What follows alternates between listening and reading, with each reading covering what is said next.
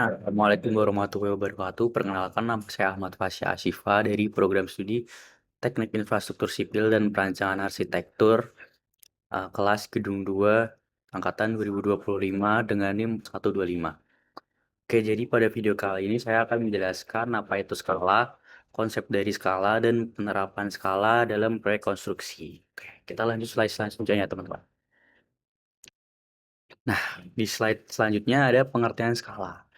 Pengertian skala itu memperbandingkan ukuran pada gambar dengan ukuran sebenarnya di lapangan. Jadi contohnya gini, misal nih ada suatu proyek, proyek bangunan. Nah itu kan kita kan pasti mengukur denah rumah ataupun objek-objek kecil lainnya, objek detail kecil lainnya. Nah skala ini muncul untuk apa namanya, memperkecil ukuran denah asli untuk masuk ke suatu gambar, karena kan ukuran denah asli nggak mungkin masuk ke suatu kertas gambar karena itu pasti nggak akan muat. Oke, selanjutnya sini ada jenis-jenis skala. Nah, yang pertama ada skala pembesaran. Skala pembesaran ini ada untuk memperbesar apa namanya, detail detail kecil yang ingin kita gambar untuk masuk ke suatu gambar, suatu kertas gambar. Jadi misalnya ada mur baut. Mur baut itu biasanya kan kecil, ukurannya milimeter kan. Nah, itu kalau digambar kan agak susah. Misalnya contoh kita ambil mur baut yang ukuran berapa ya, 50 mili. Nah, dengan skala 1:5. Jadi itu kan 1 cm mewakili 5 milimeter. Nah, mungkin itu nanti bisa menjadi 10 cm kalau di kertas gambar ataupun AutoCAD. Lalu selanjutnya ada skala pengecilan. Nah, skala pengecilan ini untuk ukuran asli yang besar. Contohnya ada denah rumah. Denah rumah itu kan ukurannya pasti kan meteran kan, puluhan meter. Jadi kita nggak mungkin masukin itu ke kertas gambar. Nah, adanya skala pengecilan ini untuk apa, agar agar kita menggambar gambar denah rumah itu sesuai dengan ukuran aslinya namun diperkecil jadi sentimeter. Terakhir untuk skala numerik ini apa namanya, bentuk perbandingan angkanya. Jadi rumusnya ini 1:n. N-nya itu terserah menyesuaikan dengan ukuran yang ingin kita perkecil atau perbesar. Di sini saya memberi contoh 1:20 atau 1:50 atau 1:100. Oke, kita next ke slide selanjutnya. Oke, di slide selanjutnya ini ada rumus dasar skala. Jadi rumus dasar skala itu menggunakan segitiga, namun dibagi menjadi tiga, yang dimana CP itu ada di atas, S itu di kiri bawah, dan CS itu di kanan bawah. Yang dimana di sini sudah dijelaskan kalau CP itu jarak pada peta, S itu skala, dan CS itu jarak sebenarnya. Nah, apabila dia atas bawah, CP per CS gini, dia menggunakan pembagian. Dan apabila sampingan kanan kiri, nah itu menggunakan perkalian seperti S dikali CS. Oke, kita masuk ke contoh soal 1. Contoh soal 1 ada pada sebuah gambar denah rumah, panjang ruang tamu digambar 6 cm. Skala yang digunakan adalah 1:100. Berapa panjang ruang tamu sebenarnya di lapangan? Kita balik lagi.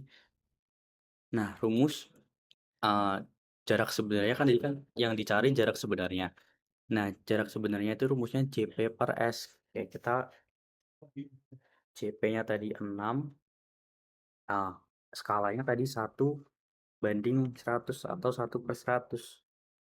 Nanti jadinya 600 cm atau ukuran aslinya itu 6 meter. Nah, lanjut ke contoh soal 2. Soal 2 ada seorang arsitek ingin menggambar panjang sebuah dinding yang sebenarnya 12 meter pada denah dengan skala 1:200. Berapa panjang dinding tersebut pada gambar? Nah, tadi kan CP kan di atas kan. Jadi itu hitungannya kita jadikan ini panjang sebenarnya dinding menjadi sentimeter. Jadi 12 dikali 100. Nah, setelah dikali itu kan nanti hasilnya menjadi 1.200 sentimeter. Lalu dikali dengan 1/200 atau 1/200. Coba kita hitung 1.200 dikali dengan 1/200. Nah, nanti apa namanya, panjang pada gambar itu hasilnya 6 cm. Oke, contoh soal selanjutnya, soal 3. Pada sebuah gambar side plan, panjang jalan di gambar 5 cm, sedangkan panjang sebenarnya di lapangan adalah 25 meter. Berapa skala gambar tersebut? Oke, pertama-tama kita apa namanya, jadikan panjang sebenarnya itu menjadi 2 cm menjadi cm. Jadi kali 100, 25 dikali 100 itu 2.500 cm. Lalu eh, lalu kita bagikan aja CP per CS. Jadi 5 bagi 2.500. Nah, ini hasilnya kan diperkecil jadi 1/500. Skalanya 1/500. Lalu soal selanjutnya ada soal 4.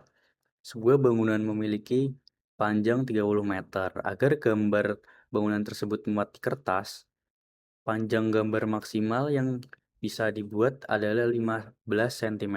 Berapa skala yang harus digunakan? Oke, skala ini mirip-mirip tadi, soal tadi. Jadi sebuah bangunannya ini jadikan sentimeter terlebih dahulu, jadinya 3.000 cm. Setelah itu kita bagikan aja. Tinggal CP 15 cm per JS 3.000. Nanti hasilnya 15 per 3.000 atau 1/200. Nanti skala yang harus digunakan itu 1/200.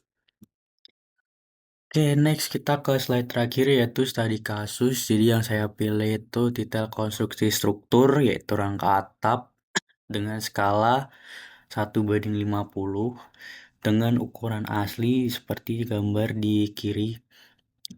Jadi kenapa saya memilih skala ini 1/50, yaitu karena detail struktur rangka atap itu kan besar.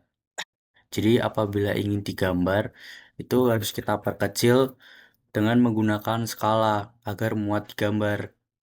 Jadi saya menggunakan 1/50 agar jarak antara kuda-kudanya ini masih bisa terlihat jelas yaitu 2,4 cm pada gambar dan juga tidak terlalu kecil.